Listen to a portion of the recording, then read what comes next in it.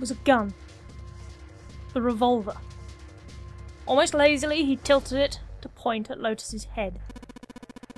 If any of you so much as blink, I won't hesitate to pull this trigger. I've already killed 2, no, 3 people. 3? No, yes. Wait, the 9th man? Don't think I'm not ready to make it 4. 3 people? What do you mean? Very well.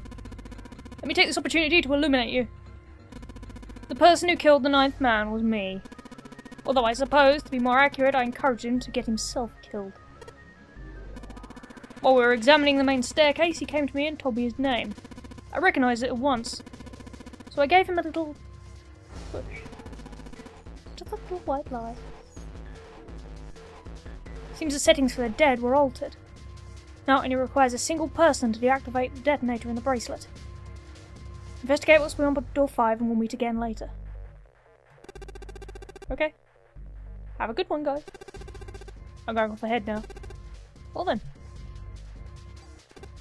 Shit! Why isn't it stopping? God damn it! You lied! Open the door! Please. I'm begging you. Help me. Please, get me out of here. Get me out of here! Oh my god. Oh my god, there's no time left. Listen! I was lied to. He lied to me. He put me in here. It was him. He killed me. It was him. Gah.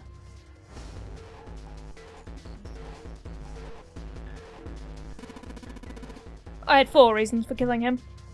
1. As I said before, the honorary game, the number 9 bracelet is of utmost importance. If I'd allowed him to keep such a useful tool, he, or it, would have become a threat to me. As such, I decided that he should be eliminated early on. 2. I wanted the number 9 bracelet. If I could manage to obtain it, I would be able to manipulate the game as I saw fit. I would be unable to acquire the bracelet unless its owner was dead. 3. Even setting aside his number, he would have been nothing but trouble for me. He was aware of my past. He knew what had happened here 9 years ago. It was important I eliminated him before I was able to disseminate this information. 4. Lastly, I wish to conduct a simple test. A test to see if this nonary game was serious or a poor attempt at a joke. I needed to be quite sure. As such, I encouraged him to act against the rules so I might observe the outcome. Should be glared at him. I don't get your third motive. What the hell happened 9 years ago? Didn't I say? The nonary game was played. I planned it out and I conducted its execution. Why? What on earth was that supposed to do? I don't really think I have any obligation to tell you that. You're the reason Santa's sister is dead. Ace smirked. He was trying to provoke them and it was working. Although Ace paid very little attention to Lotus after catching her, the gun never wavered from her temple. She looked quite pale, and when she spoke her voice shook. Hey, what's with this gun? Where did you get this? Why don't you tell her, Santa? Santa ground his teeth and glared at Ace. On the other side of door 6. We found the gun in a coffin in the cargo room. Right? The bastard must have grabbed it when we weren't looking. Indeed I did. That was a pretty serious mistake, you know. Just saying you intended to leave it behind? Ace laughed, a short, derisive snort. He gave Junpei a sickeningly pitying look. Well, there isn't much time left. I'll be off then. Where are you going? Do I really need to explain? I'd assumed it would be obvious. I have the number 9 bracelet. And now, I have Lotus. 9 plus 8 plus 1 is 18. 1 plus 8 is 9. Wasn't there a door with a 9 on it in the room that looked like a church? That's where you're going, isn't it? How do you know that? Santa told me about it while we were looking for Clover. I see. Well, you are correct. That is my destination. And now I must say goodbye. to all of you. Ah, please, don't forget my warning. Move and I'll pull the trigger. I don't need her alive to open the door, you know. As he spoke, Ace began backing towards the door, practically dragging Lotus behind him. Junpei, Santa and June, and Seven, stood frozen. Ace had the face of a man gone mad. He had no doubt he would pull the trigger. Ace had reached the exit. He forced Lotus to open it and then turned and addressed them once more. Goodbye. He then stepped through the door.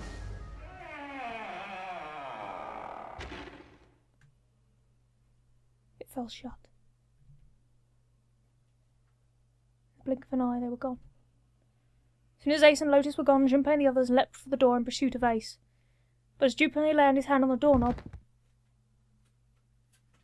there was a noise behind him. He looked over his shoulder. June was kneeling on the floor, breathing heavily. Hey! June, what happened? Are you alright? Santa ran to June and wrapped his arm around her before she could collapse all the way. Jesus, you're burning up. Your fever's back. Are you okay? June's fever had returned again for no apparent reason. Her eyes were watery and her eyelids drooped. Her breath came in shallow, dry gasps. I'm okay. Really, I'm fine. You should be worrying about Lotus. She was breathing hard now. She could hardly summon the breath to talk. Junpei was torn. He couldn't leave June alone in the state she was in. But every moment they waited, Ace was further away and Lotus's life in his hands. What was Junpei supposed to do? June's eyes drifted to Junpei's, and she managed to muster a weak smile. Jumpy, don't worry about me. I just need a little rest. I'll be fine. Don't you remember? I just needed to rest a little bit last time. So please save Lotus. Think about what Ace has already done, Junpei. When he's got what he needs from Lotus, you really think he's gonna let her just walk away? God damn it! You guys go on ahead. As soon as June starts feeling better, we'll follow you. Go! Junpei looked at June. She nodded once, couldn't manage much more. But it was all the confirmation Junpei needed. His resolve was set. Alright. Come on, Seven. We're going after Ace. Hell yeah. Santa, you take good care of June. I'm trusting you. Santa nodded. Junpei turned, before he had a chance to change his mind and started running towards the door. You could hear Seven's heavy footsteps behind him. Let's go. Junpei and Seven exploded into the hallway, their feet pounding the metal floor as they ran.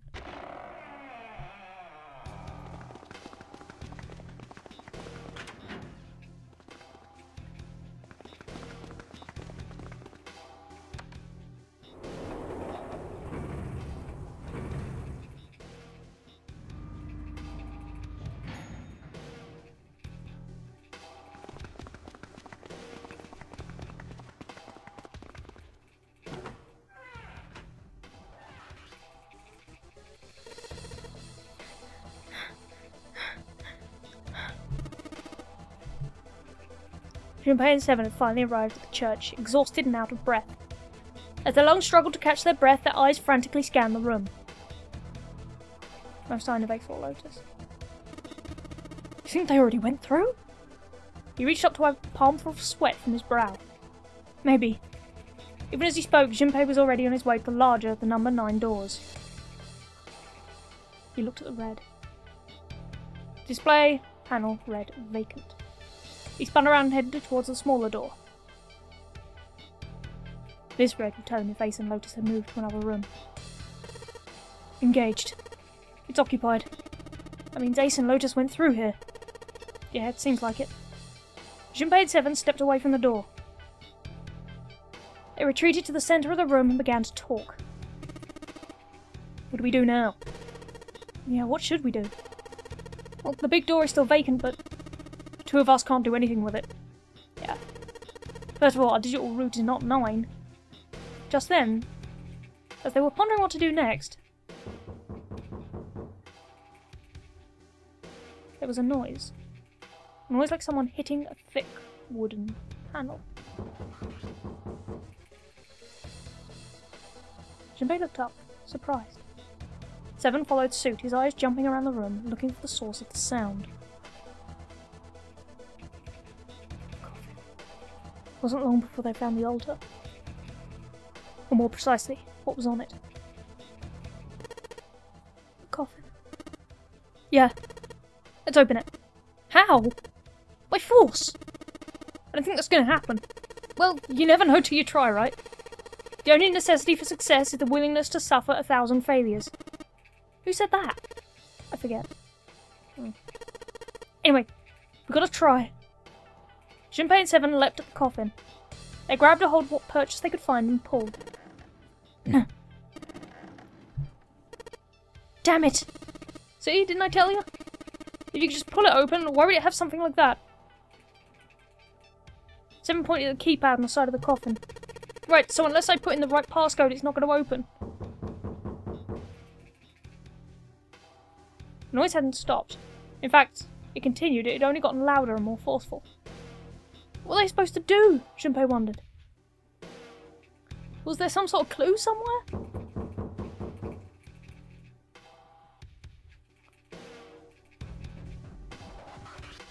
They stood there for a few moments, staring at the coffin, and then 7 spoke. Hey, Junpei. I remember you mumbling about some weird numbers over by the bathroom in the first-class cabin. You got those numbers by solving the secret message Clover was holding, right? Truth had gone, or something like that? Yeah, that's right. What about it? Well, maybe that number's the passcode for this thing too. Come on, that's impossible. Those numbers were the code to unlock that safe. Yeah, the person who set up that safe and this coffin are the same person, right? 0 set up both of these. Yeah, probably. Well then, they might have set up the same passcode for both of them. That's ridiculous. Why don't you just try it? I mean, it's not like you'll make things any worse. It'd just be a waste of time. There's no way they're going to be the same number. How do you know that? You never know until you try. The only necessity for success is the willingness to suffer 1,000 failures. Who said that? You. Ugh. Fine. He knelt down in front of the keypad and looked at it. Perhaps because he'd repeated them so many times before, the numbers came easily to Junpei's mind. 1, 4, 3, 8, 3, 4, 2, 1. Quickly, he typed them in.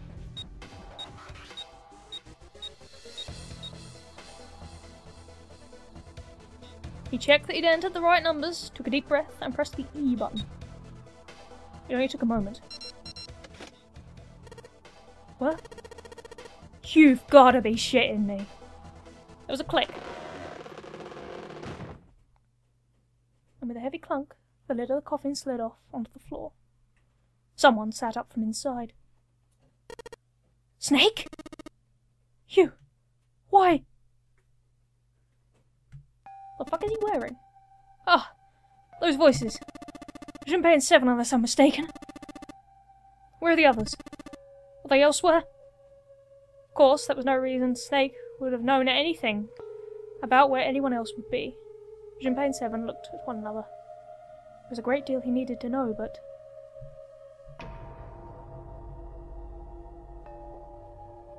They had to tell him something, however, so they began to talk.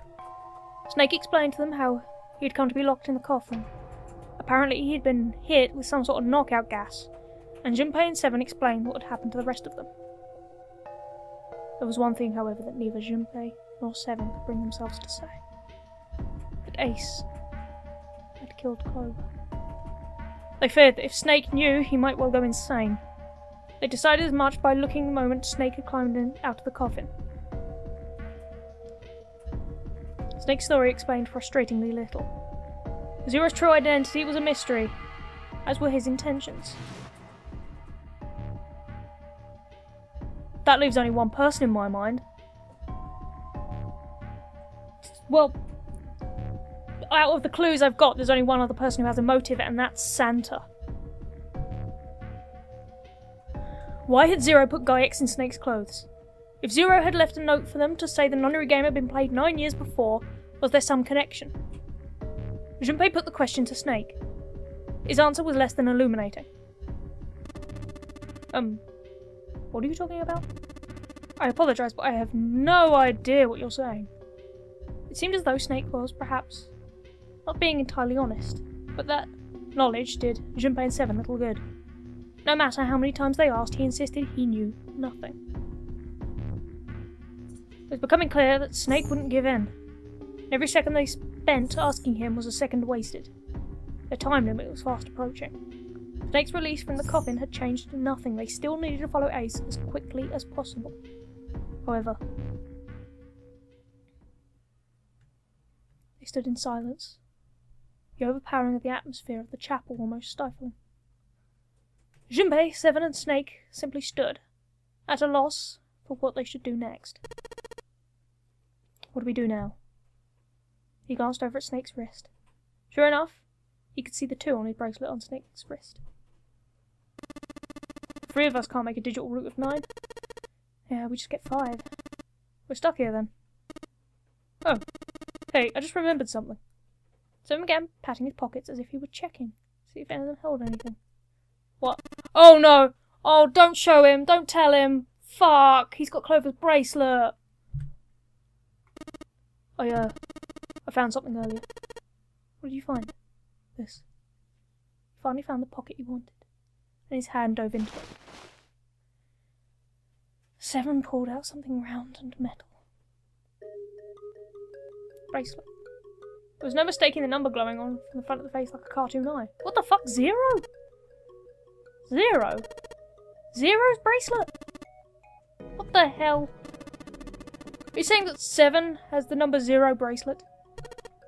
Yeah. Where did you get that?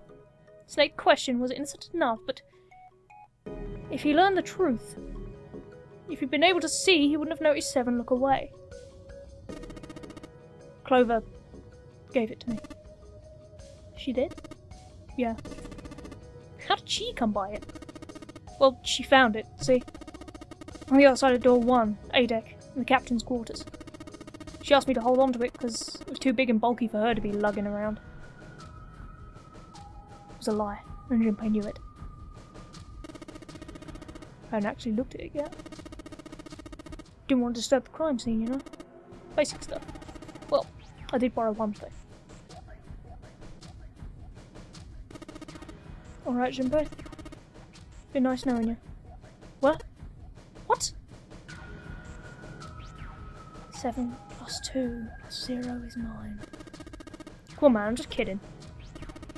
Still, just in case, I want to make sure the 0 bracelet gets picked up by the red. Snake, give me a hand, alright? Without waiting for a response, started walking towards the door. Junpei and Snake followed him, quietly. Before long, they found themselves in front of the larger of the 2 doors. Seven and Snake put their palms on the red.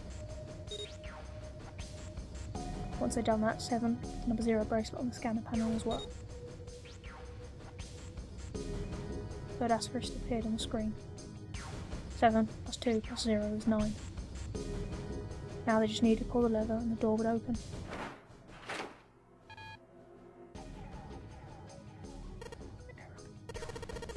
Why isn't it opening? Well, the third asterisk lit up, so must have registered the 0 bracelet. Maybe it isn't actually 0. Huh? What? The bracelet may not actually produce the number 0 when scanned. That is what I'm saying. Why don't we try a few different combinations? Perhaps we can determine what number the bracelet actually contains. Junpei nodded. They decided to use the following combination.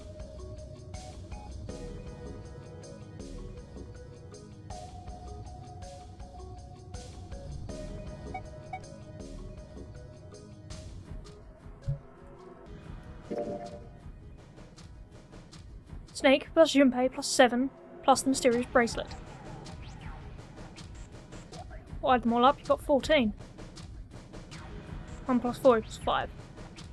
If that combination worked, the mysterious bracelet's number was 4. However,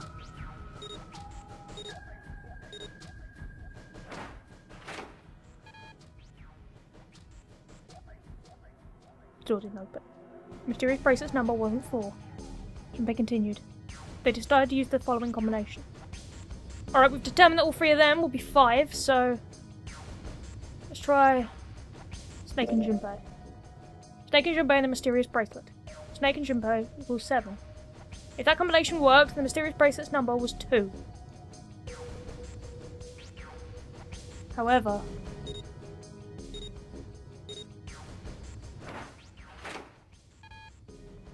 that was wrong.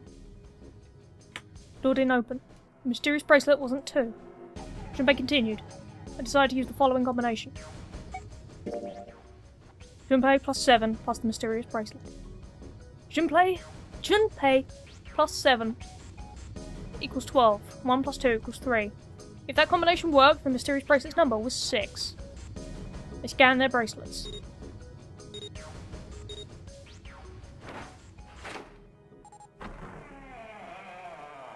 What? It opened. Yes, so it would seem. 7 clearly hadn't thought their experimentation would produce anything useful and looked rather confused. Snake was, as usual, calm and smug.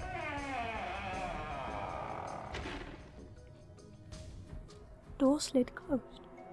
Junpei's forehead furrowed as he thought. That means for the number of the mysterious bracelet was 6. But how could it be 6? The display on the bracelet clearly showed 0. Suddenly, from somewhere beneath them, they heard a creak and groan of tearing metal. And with it came the sound of water pouring into parts of the ship that had, until recently, been dry. Oh man, that's not good. I guess our time's just about up, huh? At any rate, we now know that the door can be opened. Let's go. But... Snake, are you sure? Yeah, you know that only Junpei and I can go through this way. You needn't worry. I have a solution for this problem, my last resort, but... If now is not the time for last resorts, then when? Last resort.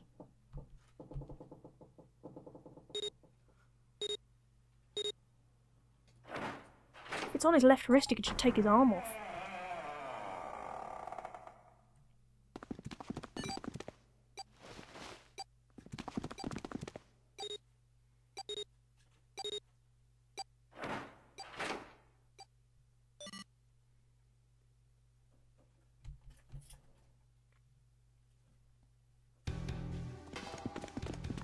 Junpei, 7 and Snake ran full tilt down a long hallway.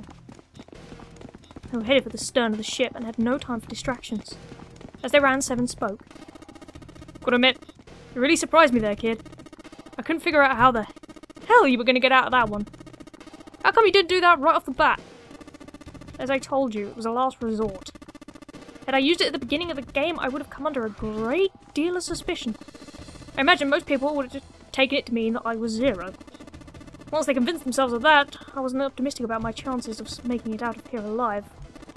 Let alone unscathed. It felt best to play my cards close to the chest, as it were. That way, if I was in a situation where there was nothing else I could do, I'd have a little trick up my sleeve. I'd just take my bracelet off. Snake's plan had been simple but effective.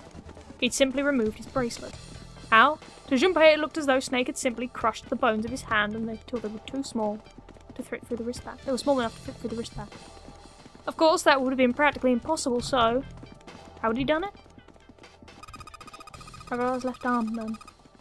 It's not like a normal person's arm. It's fake. It's not a real arm. Snake had slid the bracelet off and tossed it into the coffin. With it gone, he had little to fear from the numbered doors. He walked through the door easily without authenticating. He stepped out the other side unscathed and began running down the hallway alongside 7 and Junpei. They kept running for a while longer and eventually they came across a set of stairs leading down on the right side of the hallway. They stopped and peered down the staircase. As far as they could tell, it went all the way to the bottom deck. There didn't seem to be any flooding. They nodded quickly to one another and jogged down the stairs. It took only a few minutes to make their way to the bottom deck. There was a single hallway in front of them, at the end of which there was a single door. Junpei threw it open. Inside was a massive iron gate. A plate was affixed to the top of it. It read, "Incinerator." Incinerator? Oh my, that doesn't sound very pleasant. Do you see a lever near the gate, perhaps? Yeah. Right over here. How do you know that? Well, I'd be happy to regale you with the story. I imagine it would only take half a day or so. Ugh. Junpei grumbled, gave Snake a dirty look, then jogged over to the lever. If you pull it, the door auto opened. Got it. He pulled the lever down.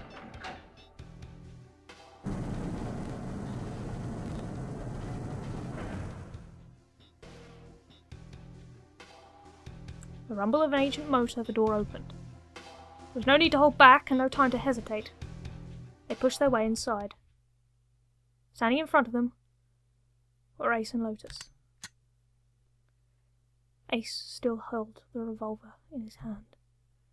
It was still pressed hard against Lotus's temple. A small dark bruise had begun to form near the tip. Even from several yards away, Junpei could see that Lotus was shaking. She was terrified. Perhaps more interesting was what Junpei saw behind them. 9. Another number 9 door. But why? Why was there another one? The door stopped Junpei in his tracks. It simply shouldn't have been there. As his brain finally began to consider why, the whine of a warning klaxon filled the air, drowning out any thought. Warning. Warning. Emergency incineration command has been acknowledged.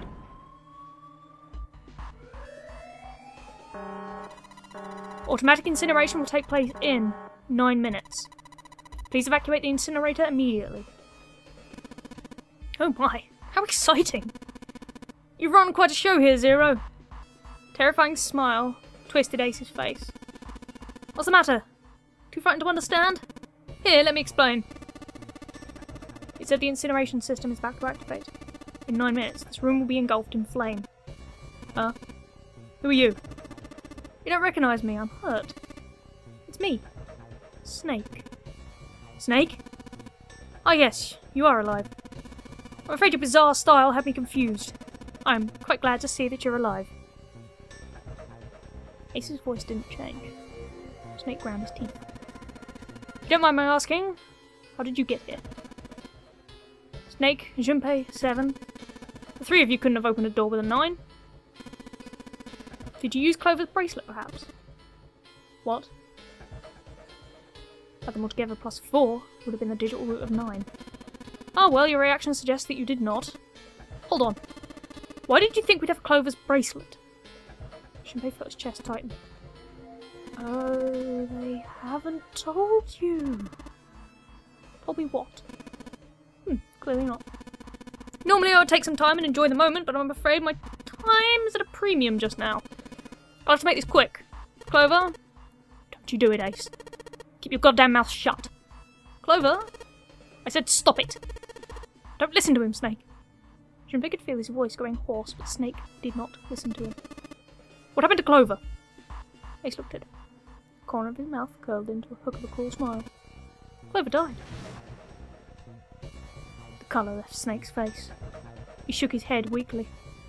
Oh, that's not true. That's impossible. It's a lie. It has to be a lie. Oh no, it's quite true. I can assure you of that. I killed her myself, you see. What? I'm sorry, did I stutter? I killed her. Snake's face twisted into a mask of rage, mottling red rising to dot his pale skin. His entire body shook. He looked at Junpei disturbingly like a demon. I would rather that she died with less suffering. A bullet in her brain, perhaps, would have been ideal. Unfortunately, that would have made quite a bit of noise. Circumstances being what they are, I was forced to settle for the knife. One night man had, you remember? I believe I caught her just below the shoulder blade. Rather lucky, in fact. My first thrust went right between her ribs. Her flesh was so soft. My knife slid in so easily. There was no resistance. That feeling was... I confess, I feel rather excited. It is a powerful memory. Someday, perhaps, I hope I can feel it again. Incineration will begin in 7 minutes.